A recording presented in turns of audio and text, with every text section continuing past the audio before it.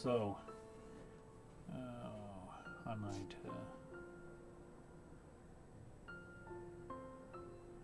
kind of think of a light horizon line here. One point perspective. Everything, whether it be trees or whatever, will come vanishing back to that point. Treetops, lines, anything farther away. We're going to have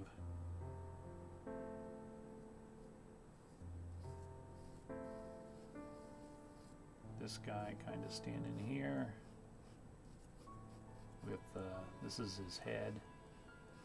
I'm going for the face. Kind of standing there, maybe holding the straps on his pack, turning, thinking about going back, because maybe he doesn't want to go on this journey, or maybe he doesn't think he's ready. All of us kind of have that feeling sometimes, right? Not sure if what we might be embarking on or doing, or our journey, is anything that we want to really go on. Maybe he's got a thicker coat than some creases in his clothing there, cuffs, round, coming down here. You see, I did a little reference here. If I'm holding the straps, standing like he's looking right there, you can kind of see the folds of my shirt, my hands there, maybe thumbs out, holding pack, something like that. I'm going to do that. This one's more of the thumb is right toward us. See this one over here? Alright. We're going to have that on there. This is easier to do if you have a photo reference or you did something right next to you. A lot of artists do that. Don't think, oh, that's cheating, I can't do that. Whatever is the thing you are still creating and drawing and figuring out the best way to do your project. To the point of you want to use yourself as a model, or someone thinking, I'm going to look at myself, just a little bit of turn of even eyebrows and things of someone, what they might be thinking.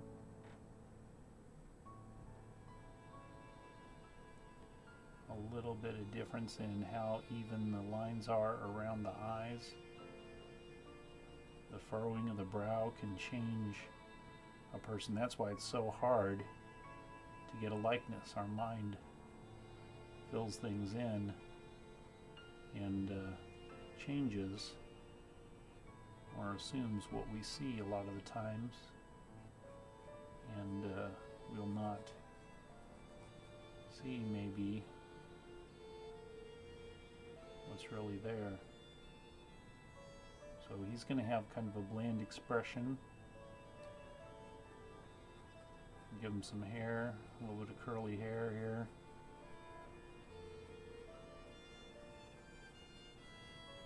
It's up on top of his head. He's thinking.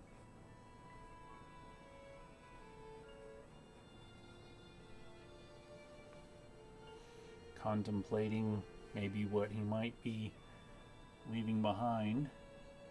His buddy is going to be sitting here, standing here, a little bit further ahead, so he's going to be a little bit shorter in the frame, and he's going to be looking back at this guy, looking toward his friend with some concern, maybe contemplating, what's this guy thinking?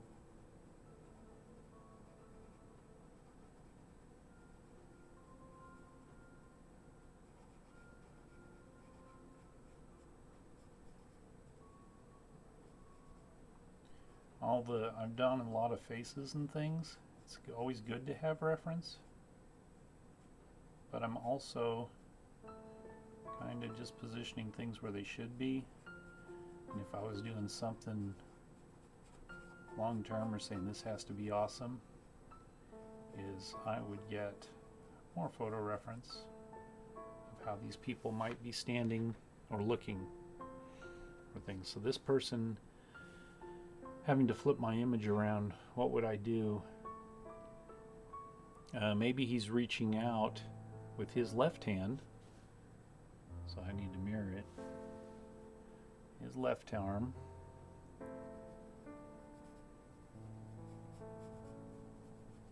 Kind of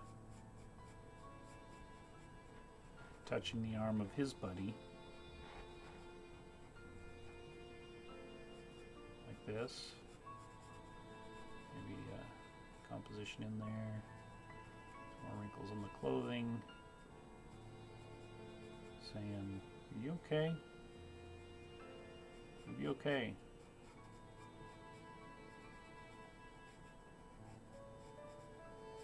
His hand kind of there. Maybe he has a pack similar. He's thinking,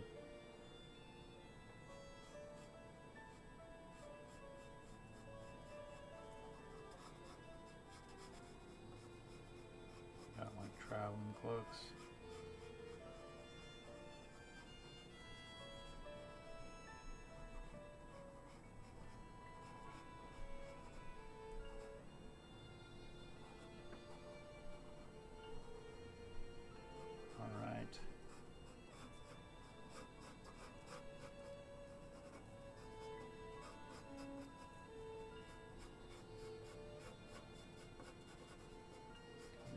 Where these guys are standing.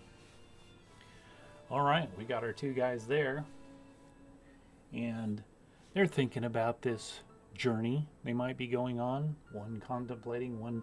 I like to do things that are sometimes maybe making you think that they're thinking, to maybe make you think about it, because all the best, I think, artwork in time is where, like Vermeer's Girl with a Pearl Earring, they weren't even sure he did that one or if he did that one, but just the contemplation of how they did that person, that image of her sitting there. Or Da Vinci's Mona Lisa was not even thought of that famous until it was stolen at one point for a couple years and stayed under a guy's bed a few miles from the Louvre.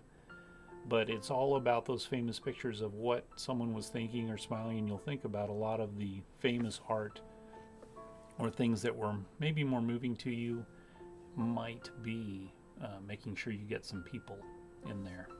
Okay. And so that's what we're going to do with this. And, you know, what kind of forest we're going to have, or trees, or things like that. This is where I might get a little bit crazy or making it up. I mean, really, you take a wood scene or something with a path or something going down a lane, there might be a slight bend in it too.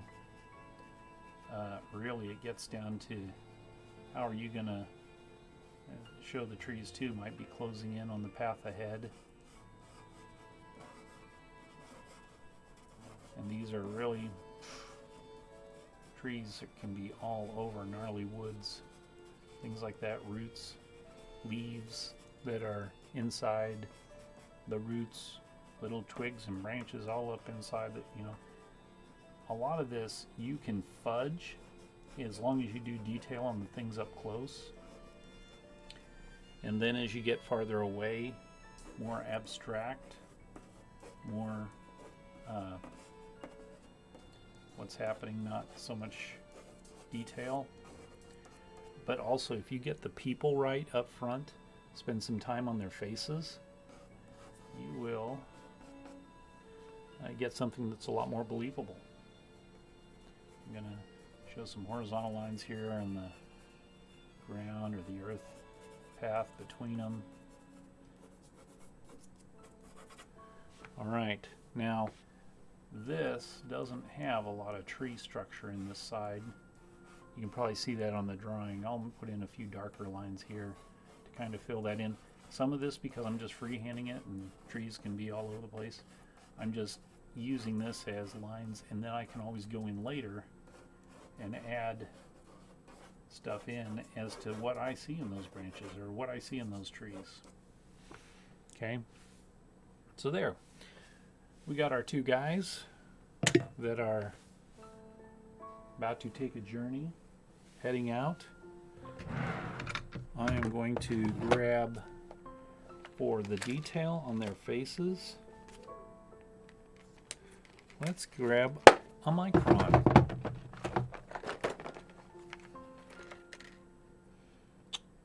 Faber-Castells.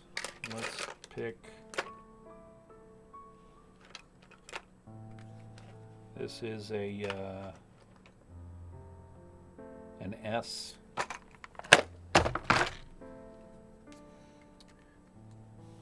I'm going to not be using my reading glasses at the moment, but I can grab some.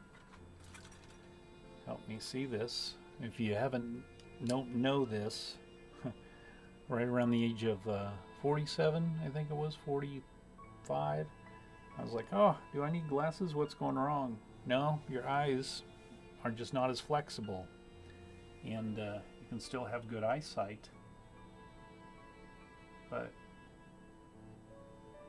your eyes might need a little help.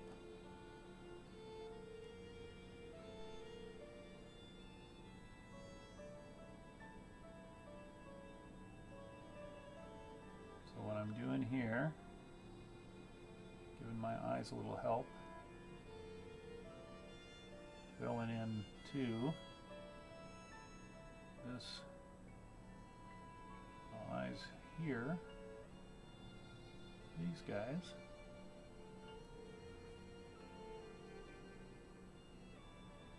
Kind of imagining the bone structure of them.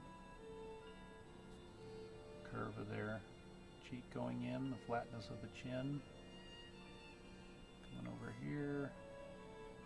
These little curls that I drew, maybe doing a little more detail on some curls. Coming down here on the sideburns. Maybe the line of the mouth.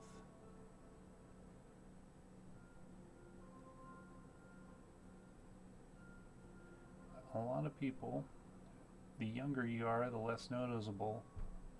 You'll have a little bit of lines around the eyes, coming down here, especially here the nose, heading down to the cheek. We're not going to put too much there because these guys are going to be nice little youthful people that if we just give hints of it, our brains will fill in things when we see a face, what may be there.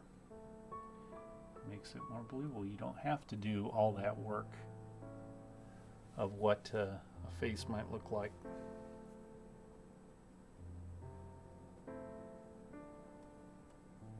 Okay. See that little guy there? All right. How's that look? Looks like somebody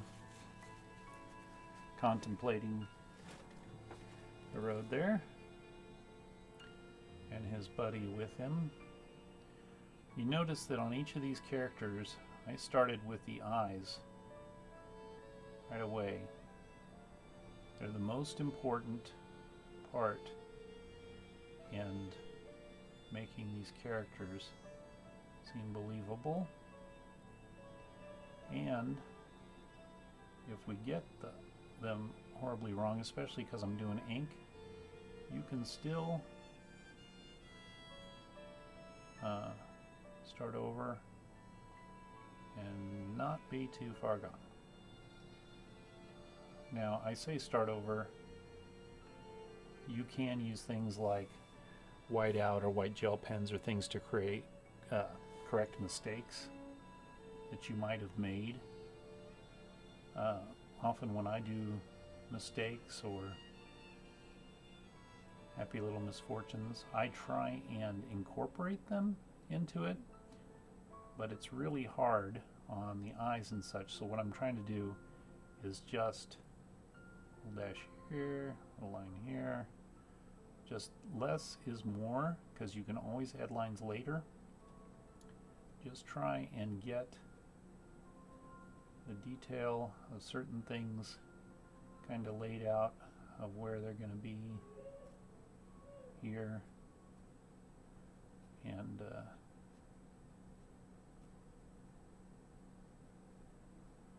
we are going to have something more to look at as we go further into the picture, into the piece. Remember, this guy had his hand and thumb over that, his arm resting up.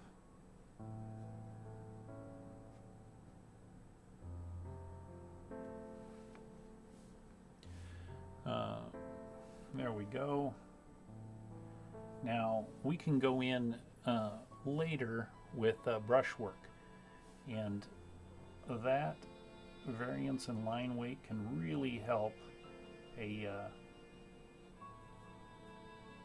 image come together. What I am doing here is making sure that the foundation of all these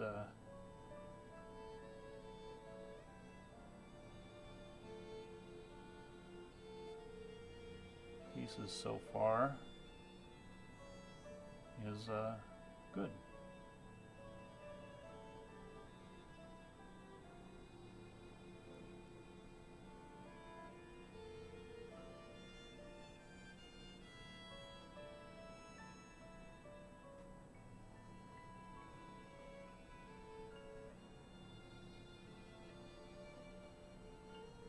So what I'm doing here is I got the two guys looking at each other. Well, one guy looking back down the road, thinking about it. The other one's more taking them on it. And see, you can see there's a little bit of internal discussion, or one feeling for the other as they're about to go off on this journey. And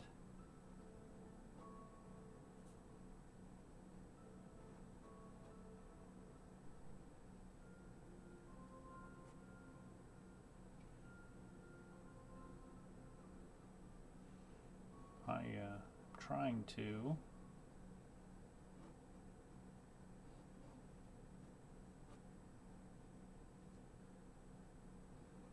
cover these guys.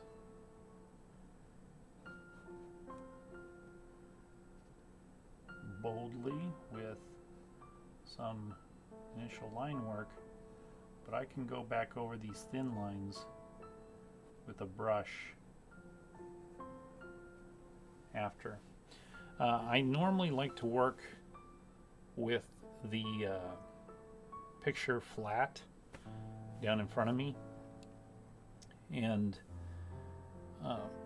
it's easier on your arms too, as far as you can rest your elbows on the surface and just draw on a flat, but not totally flat table, because I like to see the artwork where I'm seeing it straight on and I can hit it that way.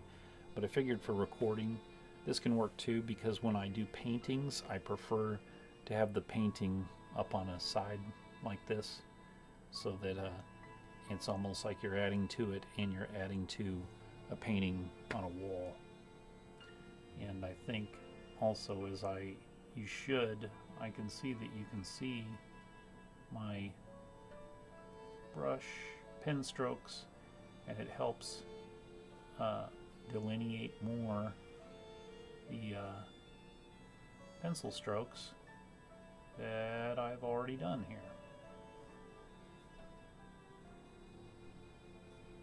Is that helping you see it more? Here's the roundness of his arm. cuffs, the coat, him reaching forward, putting his hand over him, his thumb up, touching his sleeve. It's also back here.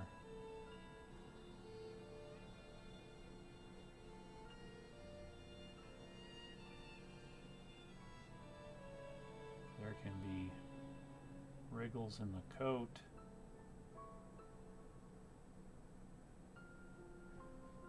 Try and think in 3 dimensions so that this coat comes down in the hem here. This way is also has to have a line on the other side coming down. When you're doing brushwork and things too, you can do little tricks where you might do line shading or something with the ink, but when I'm doing detail work like this up close and I'm not trying to blur it, I'll go ahead and put all the pen work in and go with that, and then I can go in later with a brush and ink.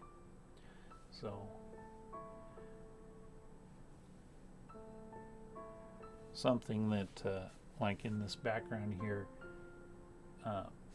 between their faces, I want to keep that kind of light. If I put a bunch of detail between it, they would get lost on that connection between the two of them. And we want more detail to be the focus on these two characters. And you could have some detail around in the trees close by, but then as it goes away and into the distance, it'll become a lot more muted, and we'll have that be kind of the dark path forward where I can make that a lot darker, and that's really easy with a brush. Okay, so I'm gonna pause here for a second while I get the ink and brushes ready, and so that you know, I'll also use my glasses for that, but I'll use India ink, but you can get it from different locations. And this is Yasutomo Sumi ink black that I picked up. Whoa, you can see I've smeared it a little bit already. This little device here, you unscrew that cap and take it all the way off, and then you can turn it and gently squeeze and fill a little cup. A little bit of ink goes a long way. Like, I bet I could do this entire image with a brush and maybe enough black ink about the size of a quarter in a small depression cup, and then a couple fine line brushes, and that's what I'll be setting up for next.